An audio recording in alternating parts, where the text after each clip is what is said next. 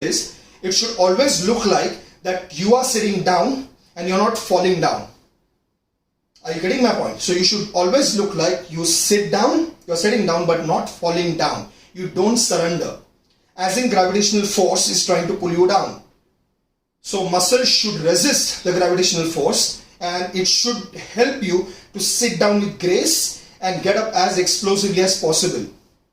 Now do not worry about jumping up, because the weight on top of you will always slow you down. And that's what force is all about. Force is mass into acceleration. So you try to accelerate as much as possible. But your own mass, that's your body weight, and the weight on top of you, the mass will always slow you down. So let's say if I'm squatting with maybe 180 kilos, which would be like twice than my body weight. So while I squat with 180 kilos, I have posted that one video. At the end of the at the end of concentric, you could feel that the plates are actually bouncing up and down. So that shows the explosiveness. So although I'm squatting with 180 kilos on top, I actually think that I'm squatting with my own body weight, but now my body weight is 90 plus 180 kilos. I don't consider bar to be an external entity. I consider that to be a part of me. So I'm actually squatting with my own body weight, but I'm 180 kilos overweight. So when I try to jump upwards, the mass will try to slow me down. But do I slow down? No. I try to be as explosive as possible, but the mass will slow me down. Now, imagine while coming up, if magically the bar will disappear. If the bar disappears, I would be thrown upwards. Just like if you are actually pushing your fuel deprived car, you are actually pushing with a lot of force. The force is so much, but the car, it moves at probably 5 or 10 kilometers per hour, not more than that. But is that the speed at which you are trying to move? No. In that moment, if the car disappears, you will be thrown forward. So that's the pace your own body wants to generate. But the mass in front of you, which is the mass of the car, the weight of the car, it's trying to slow you down. Now imagine if you try to push the car slowly. If you don't be explosive, the car will not move. But when you try to push that car as heavily as possible, the car moves slowly. It seems to be a slow movement. But are you slow? Hell no. You are extremely explosive, but the mass is slowing you down. Same principles with any exercise, and especially when it comes to squat. You try to get up as explosively as possible and try to activate every inch of a muscle. Be it your quads, be it your glutes, be it your entire body. But be explosive. So you on your own, you never decelerate. You always accelerate. Let the mass slow you down. And when you feel that your speed of acceleration is going way above than you expected, then it's time to add some load. But first and foremost, learn to squat with your own body weight as gracefully as possible. So watch me again. The activation of glute. So the toes are pointed out. Now when you tear the floor apart, see how the glutes are active. Now they are inactive. Active. Inactive. Active. Inactive. Watch me from the side again. When you keep them active, watch the pelvic also. Active, but the pelvic is not swaying forward. So activation of the entire gluteal group is the foundation of your squat. So the top part of the chain and the bottom part of the chain, which is your foot, has to be extremely active. And remember what Dr. Aaron Horschig said, the founder of Scott University. If foot had a six-pack, everyone would have loved to train it. And I'm so resonate with him. So I'm very thankful not only to Dr. Aaron Horschig, the founder of Scott University, but I would really like to thank Dr. Mansi Thukral. Now she is currently the faculty on special population at K11 Fitness School of Sciences. So she and I were colleagues when I used to lecture as a faculty at K11, and she was the first one who introduced me to the concept of foot science, and that's called podiatry. It was way back in 2013, I guess. Yeah, 2013 somewhere. So that's when she had noticed the collapse of my arch. She was the first physio who could do that. And since then, she worked on the foot stability. Since then she worked on the mobilization of the muscles, and she was the one who introduced me to the concept of fascia stretching. So since then I am not isolating my muscles to stretch. So thank you, Mansi, for doing that. I am glad you are here. So it's about stretching the entire body and not just one particular muscle. So you'll all wait, and even I am eagerly waiting to telecast my third episode on the mobilization of the squat, that what all mobility exercises are needed for that.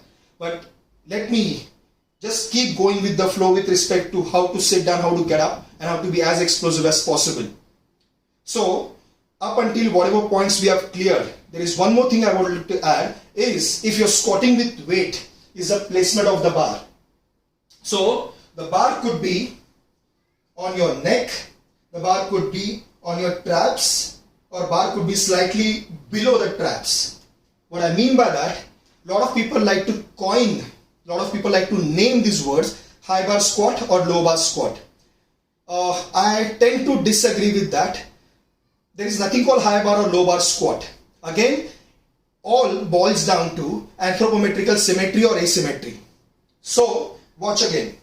At the bottom of the squat, with my own body weight, I am not adding weight. At the bottom of the squat, the center of my foot is my center of base of support. So if the entire length of foot, if the entire square area of the foot is the base of support, the center of the foot is called the center of base of support. Which means, at the bottom of the squat, if I draw a straight line from the center of the foot, where that line goes, does it go on my upper traps or does it go slightly below in line with my spine of scapulae or in line with my posterior deltoid? So where does that line go? So depending on the length of my spine, depending on the angle, depending on the hip angle that I create at the bottom of the squat, that would determine the placement of the bar. So there is no rocket science when it comes to which squat is more difficult or which squat is relatively easy. Is it high bar or is it low bar? This high and low are relative and subjective terms. So when I squat, the placement of the bar, some people get confused. Your squat, when they compliment me, it doesn't look like low bar squat, neither it looks like high bar squat. I said there is nothing like high bar or low bar. It is purely and purely at the bottom of the squat. Again, let me repeat it because that's quite crucial. At the bottom of the squat, if you draw a straight line from the center of the foot, a plumb straight line, where that line goes, does it go at the top of my trapezius or does it go around my spine of scapulae or around my posterior deltoid? So where does that line go? That's the place you are supposed to place the bar. Now, if there was a gym setup, I would have shown you how to activate your lats, how to activate your traps, the positioning of the elbows, which I will try to manage it in some of the gyms sooner to telecast one more episode on squat, how to get off the rack, how to walk out, and how to set yourself. But so far I'm quite clear that I've covered most of the points. So let me just go through with the summary. We spoke about the stance, distance between heels, positioning of the toes. Then we spoke about activation of tripod. Then we spoke about tearing the floor apart to activate your glutes and quads. Then the simultaneous action at hip and knee to sit down. Then we spoke about the depth of the squat relative to day-to-day activity, sport of powerlifting, sport of weightlifting. But on the way up, again, the synchronized action between hip and knee. Let both correspond at the same time. So if somebody is raising their hip first, ask them to raise their shoulders and vice versa. But make sure that you get up straight and you sit down straight. And what I mean by straight, it's not you, it's not your body that will look too straight, but it's the line of the bar. So every phone right now, correct, may have slow-mo camera. So record your squat and you will come to know from the side how does your bar travel. So if the bar travels straight down and straight up in your one repetition, down and up, it means the positioning of the bar, the simultaneous movement at hip and knee joint is perfect, which means you're squatting beautifully. It simply means that there is nothing to worry about. Am I placing my bar too high? Am I placing my bar too low? So depth is sorted out. Secondly, I spoke about the butt wink or the pelvic tilt. There is one more point where I want to add about butt wink. It's not just about the glute and hamstring tightness or the thoracolumbar tightness. Often it is also about the calf tightness, which is also known as ankle immobility. Now watch. So at the bottom of the squat, my kneecap, my patella is exactly above my knee. Above my toe. Now if ankle does not have sufficient mobility, the shin has to move back. Watch. And if that moves back, it moves back my pelvic and my body also comes forward. But if my thoracolumbar fascia is not flexible, see what would happen. Can you see that? If my thoracolumbar fascia is flexible, I would maintain the arch. But where my knees are, now watch. If I push my knees forward, I can sit deeper. So butt wink is not always about the glute and hamstring tightness. It is also due to insufficient ankle mobility. So you'll all wait for the third episode where I'll speak about exclusively nothing else but joint mobility to be able to squat efficiently and gracefully. So squat. Then I spoke about the speed of the squat. So on the way down, it's not about sitting slow. It's about sit down in one flow. So yeah, it rhymed well, unplanned. So sit with one flow and not slow. So start to end, it should look one motion. And then try to get up as explosively as possible like a bullet.